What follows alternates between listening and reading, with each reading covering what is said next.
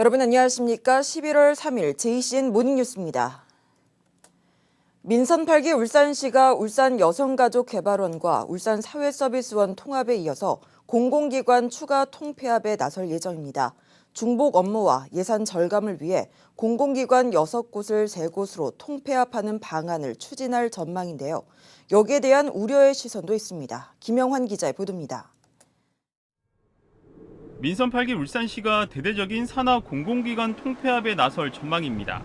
최근 실시한 공공기관 경영 효율화 방안 연구 용역에서 유사하거나 중복 기능이 있는 기관들의 통폐합이 필요하다는 결과가 나왔습니다. 또는 유사 중복 업무들이 좀 보여지는 그런 공공기관들을 대상으로 해서 분석을 했었고요. 여러 가지 경직성 경비라든지 또는 예산 절감 효과가 나오는 것으로 지금 분석이 된 상태입니다. 울산문화재단과 울산관광재단의 통합이 추진됩니다. 또 울산일자리재단과 울산경제진흥원이 통합되고 울산인재평생교육원은 울산연구원으로 흡수 통합하는 방안이 제시됐습니다. 서비스 대상과 사업 추진 방향이 유사하다는 이유입니다. 6개 기관을 통폐합할 경우 4년간 운영비와 인건비 등 120억 원 이상의 예산을 절감할 수 있을 것으로 예측됐습니다. 앞서 통합을 마친 울산여성가족개발원과 울산사회서비스원을 포함해 민선 8기 임기 동안에만 13개 공공기관이 9개로 줄어들게 됩니다.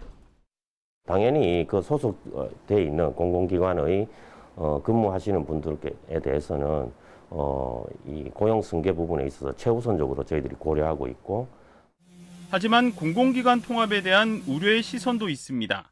결정권자의 의중에 따라 공공기관 신설과 통폐합이 반복될 경우 행정의 연속성과 신뢰 저하 문제가 발생할 수도 있다는 것입니다. 결정권자의 방향이 미리 정해진 상황에서 연구 용역 등이 이를 꿰맞추는 방식으로 진행되고 있습니다. 무엇보다 혁신의 명목으로 공공부문의 역할과 책임을 줄여놓고서는 이후 민간시장에 이를 넘기지는 않을지 지켜봐야 할 것입니다. 여기에 전임 시장 때 임명돼 임기가 남은 산하 기관장들에 대한 물갈이를 위해 기관 통폐합을 밀어붙이는 것이 아니냐는 시각도 있습니다. 울산시는 이르면 올 연말, 늦어도 내년 초까지 기관 통폐합을 마무리하겠다는 계획입니다.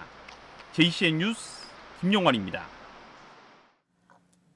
국민의힘 김기현 국회의원이 제2의 이태원 참사를 예방하기 위해 주최자가 없는 축제나 행사에 대해서도 안전관리 계획 수립과 점검을 의무화하는 내용을 담은 법안 제정을 추진합니다. 김 의원은 주체나 주관단체가 없는 지역 축제와 행사에도 중앙정부나 지자체장이 안전관리 계획을 수립하고 안전관리 실태의 지도 점검을 의무화하는 재난 및 안전관리 기본법을 대표 발의할 계획이라고 밝혔습니다. 김 의원은 이태원 사고의 원인 중 하나인 입법의 미비는 정치권이 반성해야 할 대목이라며 늦기 전에 제2의 이태원 사고 예방을 위해 입법에 나서게 됐다고 말했습니다. 울산시가 산업폐기물 처리와 관련해 공공매립장을 우선 추진하는 방안을 검토하고 있습니다. 울산시는 제2차 자원순환기본계획 시행계획을 수립 중이며 산업폐기물 매립장과 관련해 공공매립장을 우선하는 방침을 포함할 예정이라고 밝혔습니다. 울산시는 민간 매립장의 경우 조기 개설이 불투명하고 타 지역 폐기물의 무분별한 반입으로 조기에 포화 상태가 되는 상황이 초래될 수 있다며 이를 방지하기 위해 공공 매립장을 우선 추진하고 민간 매립장은 추가하는 형태로 산업 폐기물 문제를 해결하겠다는 입장입니다. 2달 연속 둔화된 오름세를 보이던 울산의 소비자 물가가 석 달 만에 상승폭이 확대됐습니다. 동남지방통계청은 지난달 울산의 소비자 물가지수가 전년 동월 대비 5.8%가 상승했다고 밝혔습니다. 휘발유 가격 오름세는 둔화됐지만 전기, 가스, 수도 요금은 통계 작성 이래 가장 높은 상승폭을 기록했습니다. 태화시장 일대의 상습 침수 사태를 해소하기 위해 추진되고 있는 태화 고지 배수터널 공사를 두고 주민들이 반대하고 나서 공사 지연이 우려되고 있습니다. 인근 주민들은 지하를 뚫는 고지 배수터널 공사를 할 경우 노후화된 아파트에 진동과 소음으로 인한 피해가 예상돼 방지 대책부터 세워야 한다고 주장하며 공사를 막고 있습니다. 태화 고지배수 터널 공사는 우정 혁신도시와 화물산 등 고지대에서 내려오는 빗물이 태화강으로 바로 빠지도록 해 태화시장 쪽으로 유입을 막기 위한 사업입니다. 이에 중구청은 주민들과 협의를 통해 최대한 빠른 시일 안에 사업을 진행할 계획이라고 전했습니다. 현대중공업그룹이 어제 올해 사장단 인사를 단행했습니다. 어제 인사에서는 김형관 현대삼호중공업 대표이사 부사장이 사장으로 승진해 현대미포조선 대표이사로 자리를 옮겼고 현대삼호중공업 대표이사에는 신현대 현대미포조선 사장이 자리를 옮겼습니다. 현대중공업그룹 관계자는 현대미포조선과 현대삼호중공업의 대표이사가 서로 자리를 옮긴 것은 양사의 장점은 강화하고 부족한 점은 보완하는 기회로 삼기 위한 것이라고 설명했습니다. 울주군 한우농민 이규천 씨가 올해 대한민국 최고 농업기술 명인으로 선정됐습니다. 울주군은 농촌진흥청이 선정하는 올해 대한민국 최고 농업기술 명인 축산 분야에 두동면 태화농장 이규천 대표가 선정됐다고 밝혔습니다.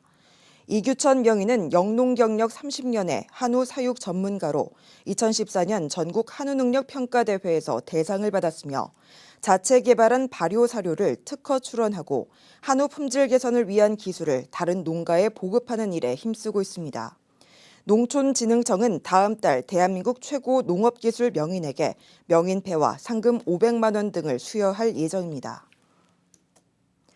울산 지역 원자력 발전소 4개 발전기인 신고리 3, 4, 5, 6호기의 명칭이 바뀝니다.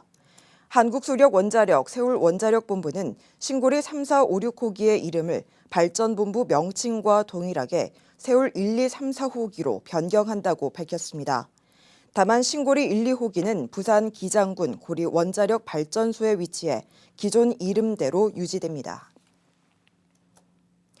어제 울산 안전체험관에서는 당신의 숭고한 희생 잊지 않겠습니다란 주제로 순직한 소방 공무원을 추모하는 조형물 제막 행사가 열렸습니다.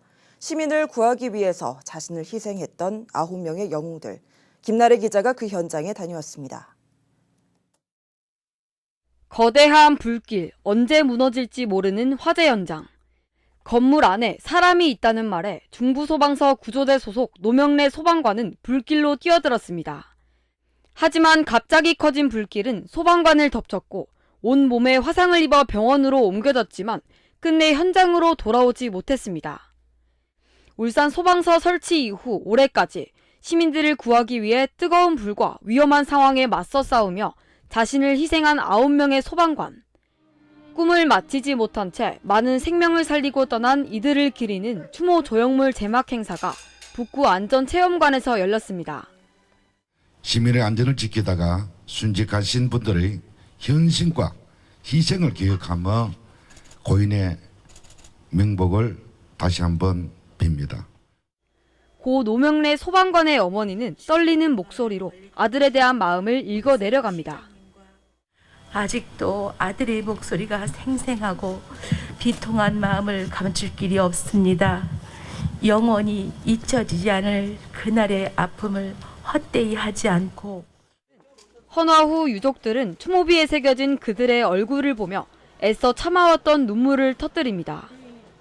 지난 2016년 태풍 차바 당시 급류에 휩쓸려 숨진 강기봉 소방관과 후배를 구하지 못해 가슴앓이 하다가 강 소방관을 뒤따른 정의국 소방관의 얼굴도 새겨졌습니다. 아직도 기억에 생생한 화재와 구조의 현장에서 몸을 던졌던 9명의 영웅들이 우리의 마음속으로 다시 들어왔습니다. 이곳에서 낭독된 어느 소방관의 기도라는 시는 이렇게 시작됩니다. 제가 부름을 받을 때에는 아무리 뜨거운 화염 속에서도 한 생명을 구할 수 있는 힘을 주소서. 위험한 순간에 가장 빨리 출동해 구조의 손길을 내미는 소방관들을 잊지 않겠습니다. JCN 뉴스 김나래입니다. 울산시 교육청이 대학 수학능력 시험을 앞두고 수험생이 많이 이용하는 학원과 교습소, 독서실을 대상으로 특별 방역 점검을 벌입니다. 교육청은 수능 2주 전부터 마스크 착용 여부와 시설 내 환기와 소독, 방역 지침 준수 여부 등을 집중 점검할 계획이라고 밝혔습니다. 특히 학원과 교습소에는 수능 3일 전부터 수험생을 대상으로 한 대면 교습을 자제할 것을 권고하기로 했습니다. 교육청은 이번 점검에서 방역사항 미준수 시설에 대해서는 과태료를 부과할 방침입니다. 강대길 시의원이 울산형 혁신학교인 서로 나눔학교에 대한 과도한 예산 지원 등 문제점을 지적하고 나섰습니다. 강 의원은 서로 나눔학교로 지정된 22개 초중고등학교에 7억 7,800만 원의 예산이 해마다 지원되고 있다며 일반 학교와 비교할 때 과도한 역차별적 지원이라고 주장했습니다. 강 의원은 이어 서로 나눔학교에만 교육실무사가 1명 추가 배치돼 일반 학교와의 차별과 업무 혼란이 제기되고 있다고 덧붙였습니다. 검찰이 지난해 7월 또래 여중생에게 가혹행위를 하고 이를 촬영한 양산 여중생 집단폭행 사건에 주범 2명을 추가로 기소했습니다. 울산지검은 앞서 경찰로부터 피고인들의 폭행에 대해서만 송치받아 소년부 송치가 이루어졌지만 중감금, 강제추행, 성착취물 제작 등의 여주에 대해 수사를 벌인 끝에 주범 2명의 추가 범행을 밝혀내서 불구속 기소했다고 밝혔습니다.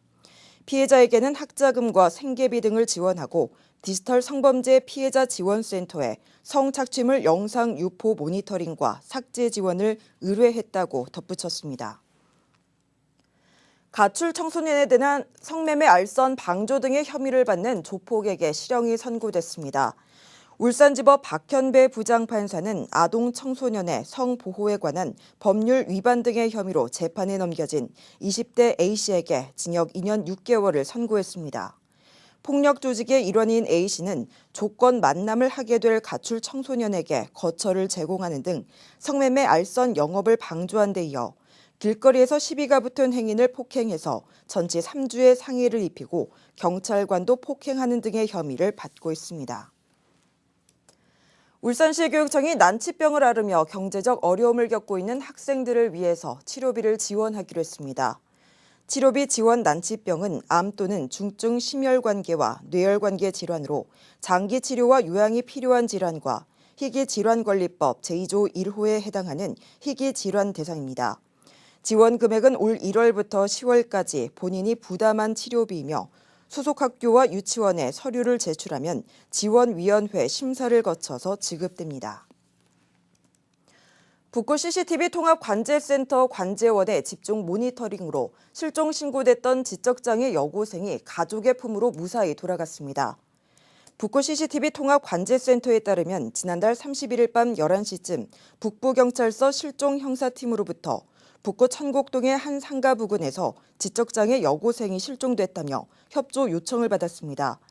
이에 따라 관제원은 CCTV를 통해 실종 장소를 중심으로 실종자와 동일한 인상착의의 여성을 발견하고 즉시 경찰에 알렸고 이 여성은 실종 4시간 만인 이일 새벽 1시 46분쯤 가족의 품으로 무사히 돌아갈 수 있었습니다. 산업재해 예방과 폭발 방지 기술 향상을 위한 한국방폭산업안전협회가 어제 울산대학교에서 창립총회를 가졌습니다. 창립총회에서 박종훈 화학네트워크포럼 대표와 백순음 고려아연 온산제련소 대표이사가 초대 공동회장으로 선출됐으며 협회 사무국은 울산 테크노파크에 두기로 했습니다. 한국방폭산업안전협회는 방폭기술 연구개발과 안전기술 향상을 위한 네트워크 구축과 인력 양성 등에 적극 나설 예정입니다. JCN 모닝뉴스를 마칩니다. 함께해 주신 여러분 고맙습니다.